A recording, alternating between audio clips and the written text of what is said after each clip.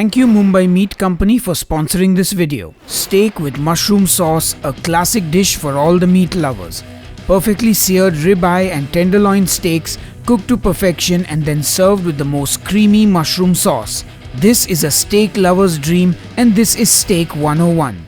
Horns up and welcome to a brand new episode of Headbangers Kitchen. Folks, drop that steak emoji in the comments below if you love a good steak, because today I'm going to show you how to cook a steak perfectly. I'm going to cook a ribeye steak and a tenderloin steak, and we're also going to make a delicious and creamy mushroom sauce to go with that. Anyway, enough jibber jabber, let's get cooking. Today we're cooking up the ribeye and the tenderloin buffalo steaks from the Mumbai Meat Company Steakhouse brand. This is perfect for both novice and more seasoned cooks as well.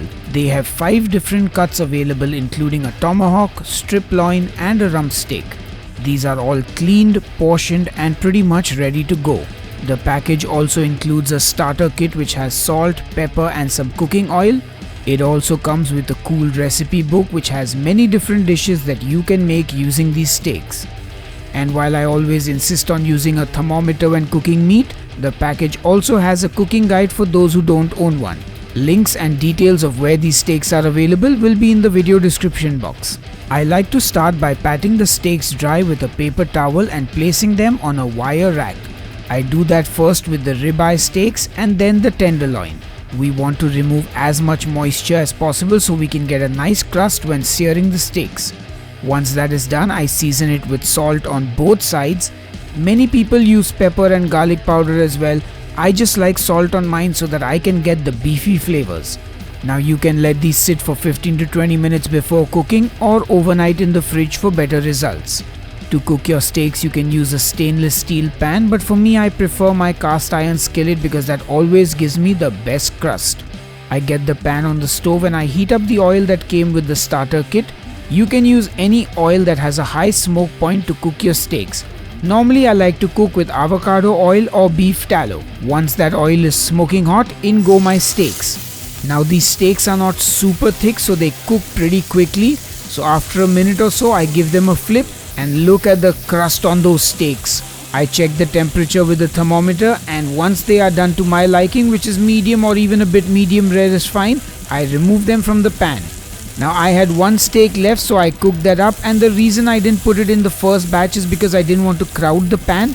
Otherwise the pan temperature would drop and the meat would stew instead of sear. Once this one is done, I remove it as well. Now it's very important to let the steaks rest after cooking them. The reason being, if you cut them too soon, all the juices will run out. The full explanation will be written out on the blog post on headbangerskitchen.com. Now to make our mushroom sauce, in the same pan I will add some sliced white mushrooms. I season with salt and saute them. We want to get some color on these mushrooms as well.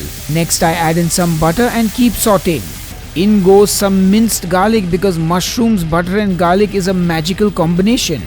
Now what is happening is the mushrooms are releasing their water, and once that dries out they start frying again. I add in some freshly chopped rosemary for a nice flavor, a bit of water, and now we've basically created like a mushroom stock almost. I season this with the pepper that came in the steak starter kit and then also some salt. Finally I add in some heavy cream and give it all a good mix. And I finish our sauce with some freshly chopped parsley. And that's it, our mushroom sauce is pretty much ready. Now it's time to cut into the steak, and let me start with the ribeye. Just slice into that and it cuts through like butter. So tender and it's cooked perfectly. And it also smells delicious and very beefy. Next it's the tenderloin, which is the most prized steak of them all. I slice into those and they are cooked to perfection as well. And as I say, just look at that cross section. Now it's time to plate up our steak, so I've got the ribeye as well as the tenderloin, and I finish it by pouring that mushroom sauce all over. And just look at that plate of steak. It's like a meal fit for a king. And as always, I just gotta dig in, and that is definitely a top quality dish. Anyway, enough jibber jabber, let's officially taste. Alright folks, I've made myself a little steak tasting platter here. I've got the ribeye, I've got the tenderloin, and I've got them both with the mushroom sauce as well. So first I'm going to taste the ribeye as is. I'm using my hands despite holding a fork in this one. Anyway, Everything you want in a ribeye. It is not the most tender cuts. It is tenderer than many of the other cuts, but it has a little bit of chew. It has a lovely beefy flavor, and like it tastes like steak is supposed to taste. In fact, the ribeye is my favorite steak of all time. Now, let's try the tenderloin, which is the Rolls Royce of all steaks. Oh man. When we talk of tenderness, it's called tenderloin. It's right there in the name. It is like butter. It just melts in your mouth, but it has a little less beefiness than the ribeye does. And you can definitely taste the difference. Let me know if you've tried both and if you can actually tell the difference. For me, the ribeye still wins hands down.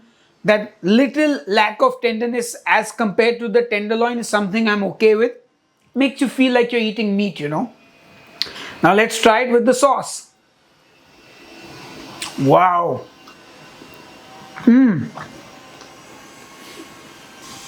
This sauce is an umami bomb. Like that little bit of rosemary in the sauce, the mushrooms, that creaminess. Perfect. It pairs beautifully with the steak. And of course, now let's try the tenderloin. And I've also got a piece of mushroom here.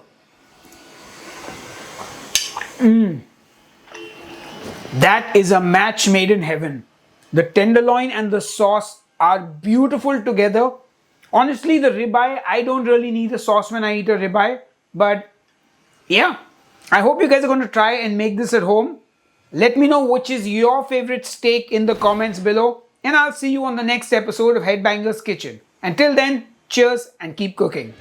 And a big thank you to all my supporters on Patreon and here on the YouTube channel memberships. If you'd like to join the Headbangers Kitchen Club, the links are in the video description box just below this video. Anyway, see you soon.